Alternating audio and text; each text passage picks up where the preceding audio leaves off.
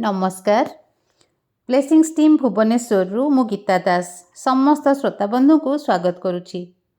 Rukmini and the turning of time the dawn of an era madam देना मारियम को लिखित यह सुंदर पुस्तकर तृतीय अध्यायर शेष भाग उपरे आज किछि आलोकपात करिबा। ताहा मध्यरे 2 वर्ष अतिक्रांत हो जाइथिला। एकदा नृत्य संप्रदाय द्वारका निकटवर्ती एक ग्राम को नृत्यकला प्रदर्शन पर यात्रा करथिले। यात्रा समय समस्त संप्रदाय खोला पड़िया तंबू टाणी रात्रि जापन करुथिले। गोटे राति विश्राम करुवा समय उद्धवों सतर्कतार स्वर शुणी मालिनी तंबू बाहर को आसीथिले। मालिनी हाथ धरी उद्धव तांकु निकटवर्ती एक झरणाकूल को नहीं जाइथिले, जहाँ वृक्ष एवं घंच बुदारे आबद्ध थिला। झरणा निकटरे अति सुंदर भाव फूल सुसज्जित एक मोटा चादर थिला एवं ताहा उपरे पूजा पाई गोटे फलर टोकई सहित गोटे पात्र रे पानी मध्य थिला। चादर उपरे थिबा 2टी फूलर माला को लक्ष्य करी शांत भाव उद्धव को प्रश्न कले मालिनी, एसबु कौन? धीर स्वर रे उद्धव शब्द, यह आम विवाहर रात्रि। पूर्णमी रातिर चंद्र किरण मालिनी एवं उद्धव चारिपाखरे थिबा प्राकृतिक दृश्य उपरे एक मंत्रमुग्ध आभामंडलर सृष्टि करुथिला। पवित्र अग्नि व्यतीत विवाह पाई सबकिछि प्रस्तुत करथिले उद्धव। पवित्र अग्नि एवं पुरोहित बिना किपरि विवाह संभव? प्रतिवाद करुथिले मालिनी। मालिनी हाथ को निज छाती उपरे रखी उद्धव शब्द, तांका हृदयर प्रज्वलित निया ही सेमानक विवाह रातिर पवित्र अग्नि। अग्निदेवता ही सेमानक प्रेमर साक्षी।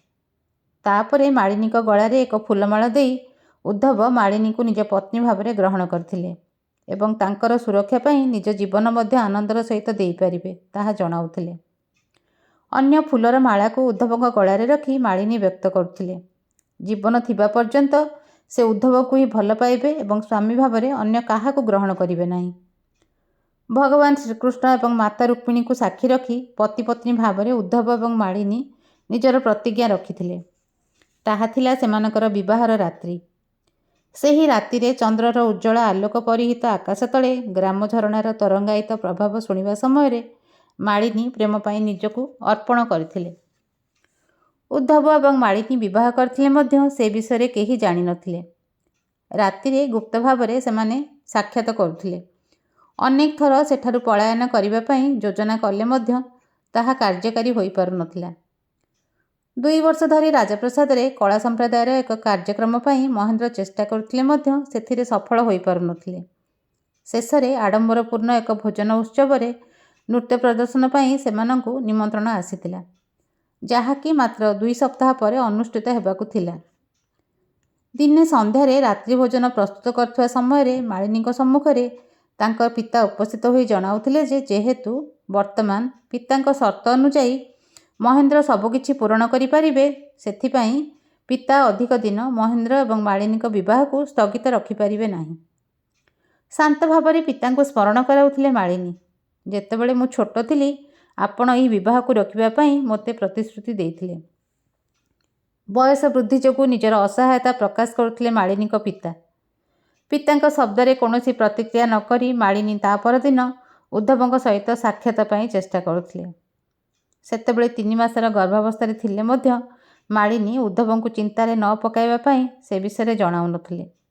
किंतु पितांक निकटरू महेंद्र सहित तांकर विवाह प्रस्ताव शुणी मालिनी व्यस्त विव्रत भाव में से माँ हेबाकु जाउछंती संवाद उद्धव को जणाइबाकु चाहुथिले। कौनसी उपाय उद्धव एवं मालिनी को द्वारका छाड़ी चली जावा उचित थिला। सेमानक संपर्क विषय जानि पारिले महेंद्र सेमानक हत्या करिवो से विषय निश्चित थिले मालिनी। 2 दिन पर मालिनी उद्धवों सहित साक्षात करि पारथिले। मालिनी माँ हेबाकु जाउछंती ताहा शुणी आनंदरे अभिभूत होइथिले उद्धव। जदि पुत्र संतान जन्म नेब तेबे तार नाम ईशान रखाजिब एवं कन्या हेले तार नाम मालिनी स्थिर करिवे। द्वारकारु पलायन करिवार समस्त विवरणी मालिनी को जणाउथिले उद्धव। 1 सप्ताह मध्यरे 2टी घोड़ा प्रस्तुत रखी सूर्य उदय हेबार 3 घंटा पूर्वरु निज गुप्त मिलन स्थल रे एकत्र होई सेमाने द्वारकारु मथुरा प्रस्थान करिवे, जेउठारे उद्धवंकर किछि संपर्कीय अवस्थान करुथिले।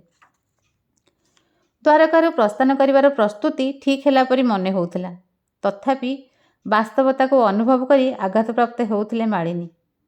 ଭବିଷ୍ୟତରେ ସେ କେବେ ମଧ୍ୟ ନିଜ ପିତାଙ୍କୁ ଦେଖିପାରିବେ ନାହିଁ ଏବଂ ତାଙ୍କର ପଳାୟନ ପିତାଙ୍କ ଉପରେ କିପରି ପ୍ରଭାବ ପକାଇବ ତାହା ଭାବି ଚିନ୍ତିତ ଥିଲେ ମାଳିନୀ। ଉଦ୍ଧବଙ୍କ ସହିତ ମଧ୍ୟ ସମାନ ପରିସ୍ଥିତି ସୃଷ୍ଟି ହେବ ସେ ତାହା ମଧ୍ୟ ଅନୁଭବ କରୁଥିଲେ। କିନ୍ତୁ କୌଣସି ପରିସ୍ଥିତିରେ ନିଜକୁ ଉଦ୍ଧବଙ୍କୁ ଏବଂ ଜନ୍ମ ନେବାକୁ ଥିବା ଶିଶୁଟିକୁ ହରାଇବାକୁ ଚାହୁଁନଥିଲେ ମାଳିନୀ। ଏତେ ବର୍ଷ ପରେ କୌଣସି ତିକ୍ତତା ବିନା ହିଁ ମାଳିନୀ ନିଜ ମା ଦର୍ଶନକୁ ମନେ ପକାଉଥିଲେ। ସେହି କିଛି ଦିନ ମାଳିନୀଙ୍କ ପାଇଁ ସହଜ ନଥିଲା। ଭବିଷ୍ୟତ ତାଙ୍କ ପାଇଁ କିପରି ପରିସ୍ଥିତି ସୃଷ୍ଟି କରିବ ସେ ବିଷୟରେ ନିଶ୍ଚିତ ନଥିଲେ ମଧ୍ୟ ଜୀବନର ଗୋଟିଏ ଅଧ୍ୟାୟକୁ ସମାପ୍ତ କରିବାକୁ ଯାଉଥିଲେ ମାଳିନୀ। ଶ୍ରୀକୃଷ୍ଣ ଏବଂ ମାତା ରୁକ୍ମିଣୀଙ୍କର ଉପସ୍ଥିତିରେ ମା ଦୁର୍ଗାଙ୍କ ଭୂମିକାରେ ଅଭିନୟ କରିବା ପାଇଁ ପ୍ରାପ୍ତ ହୋଇଥିବା ସୌଭାଗ୍ୟକୁ ହରାଇବାକୁ ଯାଉଥିଲେ ମାଳିନୀ, ଯାହା ତାଙ୍କ ନିମନ୍ତେ ଅତ୍ୟନ୍ତ କଷ୍ଟଦାୟକ ଏବଂ ଆଘାତପ୍ରାପ୍ତ ପରିସ୍ଥିତି ଥିଲା।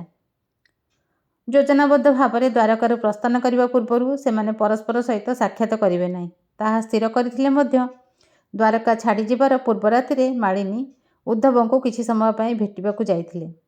ସେଠାରୁ ଫେରିବା ସମୟରେ ଏପରି ମନେ ହେଉଥିଲା ଯେପରି ମାଳିନୀଙ୍କୁ କେହି ଜଣେ ଅନୁସରଣ କରୁଛନ୍ତି। କିଛି ଦିନ ଧରି ମାଳିନୀ ସବୁ ସମୟରେ ନିଜ ଗୃହ ସମ୍ମୁଖରେ ଏକ ନିର୍ଦ୍ଦିଷ୍ଟ ବ୍ୟକ୍ତିକୁ ଲକ୍ଷ୍ୟ କରୁଥିଲେ। ଯେତେବେଳେ ମାଳିନୀ ସେ ବିଷୟରେ ପିତାଙ୍କୁ ପ୍ରଶ୍ନ କଲେ ପିତା ଉଦାସୀନତାର ସହିତ ଉତ୍ତର ଦେଲେ ଯେ ହୁଏତ ମାଳିନୀଙ୍କ ଉପରେ ନଜର ରଖିବା ପାଇଁ ମହେନ୍ଦ୍ର ସେଠାକୁ କାହାକୁ ପଠାଇଛନ୍ତି। ସେହି ପରିସ୍ଥିତିରେ ସମ୍ମୁଖ ଦ୍ୱାରରେ ନ ଯାଇ ପଛ ଝରକାରେ ଚଢ଼ି ଗୃହରୁ ପଳାୟନ କଲେ ମାଳିନୀ। ନିର୍ଜନ ପଥକୁ ଏକ ଅସ୍ୱାଭାବିକ ନୀରବତା ସ୍ପର୍ଶ କରୁଥିଲା ଯେଉଁଠାରେ ମାଳିନୀ କେବଳ ଶୂନ୍ୟ ସଂକୀର୍ଣ୍ଣ ଗଳି ଏବଂ ନିଃସଙ୍ଗ ବୃକ୍ଷଗୁଡ଼ିକର ସମ୍ମୁଖୀନ ହୋଇଥିଲେ। ଶେଷରେ ଉଦ୍ଧବଙ୍କ ନିକଟରେ ପହଞ୍ଚିଥିଲେ ମାଳିନୀ ଏବଂ ଚଞ୍ଚଳତାର ସହିତ ଘୋଡ଼ା ନିକଟକୁ ଯାଇ ସେହି ସ୍ଥାନରୁ ପ୍ରସ୍ଥାନ କରିବାର ଚେଷ୍ଟା କରୁଥିଲେ।